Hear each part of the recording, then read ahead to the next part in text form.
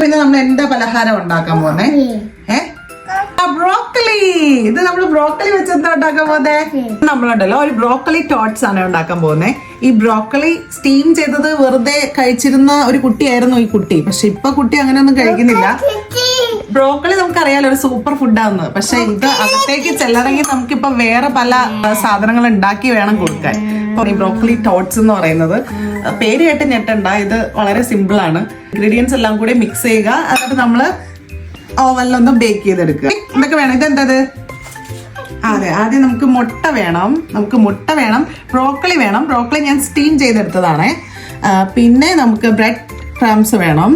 പിന്നെ നമുക്ക് കുറച്ച് ചീസും കൂടി വേണം. ഇത്രയും ഐറ്റംസ് ആണ് നമുക്ക് വേണ്ടത്. ഫസ്റ്റ് നമുക്ക് എന്താ ചെയ്യേണ്ടത്? നമുക്ക് ബ്രോക്കലി മാഷ് ചെയ്യണം. കൊച്ചു മാഷ് ചെയ്യാമോ?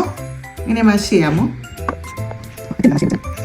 നേരത്തെ പഠിച്ചതിന് ശേഷം ഇത് മാഷ് ചെയ്തിട്ടുണ്ട്. ഇനി നമുക്ക് ഇതിലോട്ടെ ബ്രെഡ് ക്രംസ് ഇടണം. ഇതെന്താ ജോർജു?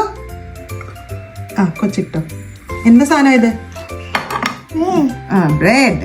ഒരു മുട്ട പൊട്ടിച്ച് വയ്ക്കണം. മുട്ട എങ്ങനെയാ പൊട്ടിക്കുന്ന കുഞ്ഞു? Good boy. ചീസ് ഇടട്ടെ. ഇതെന്താ ഇത്? ചീസ്. ഉപ്പും പെപ്പർ പൗഡറും കൂടെ ആഡ് ചെയ്യുന്നുണ്ട്. നമുക്ക് 1 ഇയർ താഴെയുള്ള ബേബീസിനൊക്കെ ആണെങ്കിൽ ഇത് ഒഴിവാക്കാം കേട്ടോ.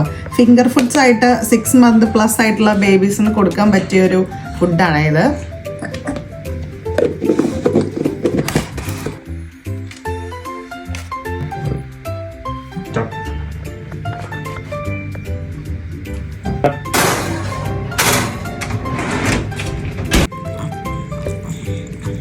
നമ്മുടെ സാധനം ഇവിടെ റെഡിയായി വന്നിട്ടുണ്ട്. ഇവിടെ ഒരാൾ കഴിക്കലും കഴിഞ്ഞു. എങ്ങനെയുണ്ട്? അതിപ്പോ ടേസ്റ്റ് ഉണ്ടോ? നല്ലതാണോ? അമ്മ ഒരെണ്ണം തിന്നോട്ടെ. യമ്മി യമ്മി യമ്മിയാണോ? യമ്മി. അപ്പൊ എല്ലാരും ട്രൈ ചെയ്ത് നോക്കണം കേട്ടോ.